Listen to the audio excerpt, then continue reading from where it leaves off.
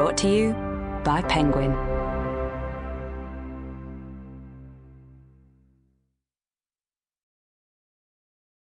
Things Don't Break on Their Own by Sarah Easter Collins. Read by Christina Cole, Nathalie Buscombe, and Emily Lucienne. Chapter 1. Supper with Friends. Robin. The match flares in the half-dark of our kitchen.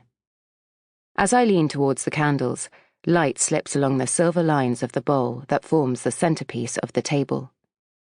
I stand back, making one final check of the linen, the glasses, the place settings, the 8 mismatched chairs. Kat walks in. "Okay," she says. "The twins are asleep. Sophie's in bed and reading.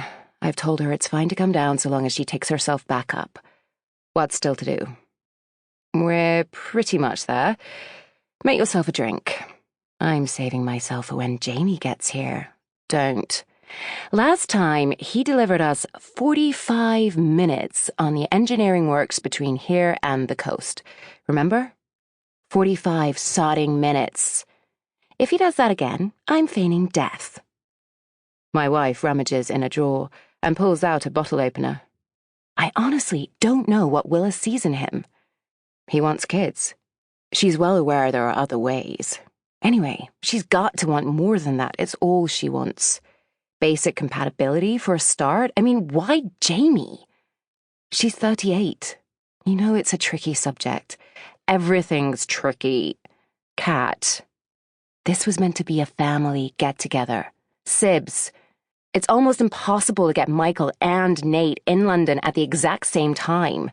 Willa's practically family. Uh-huh. She's been through so much." "Sure." Kat gives me daggers, then just as quickly lets it go. "I know." I look at the table, running a hand through my hair. "Do you reckon everyone will get on?" Kat pulls me to her. "Course they will. It's nearly Christmas. Plus, we've been cooking all afternoon. They're duty-bound. By the way," she says, turning me so my silver top glitters in the candlelight, "you look truly lovely. Thought I might dress up a little?" "You always dress up for Willa," she says, narrowing her eyes. "Your first love."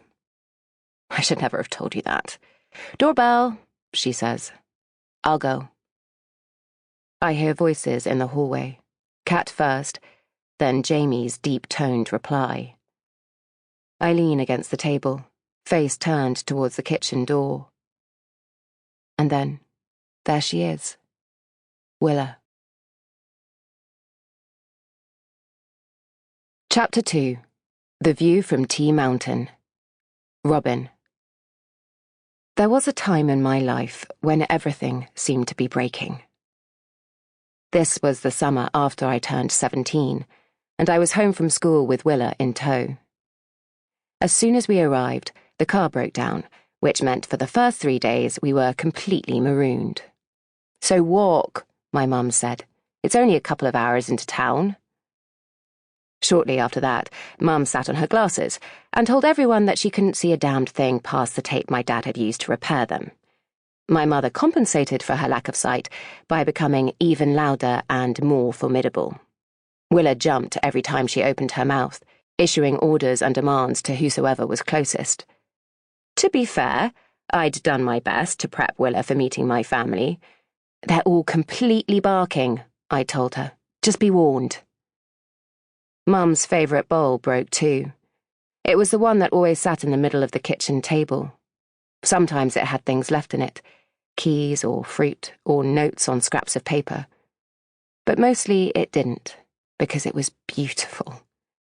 It had a sandy-coloured rim, a central line of bright turquoise running through its middle, and, at its base, a deep pool of cobalt glaze shot through with tiny green bubbles, like a blue hole in a sea.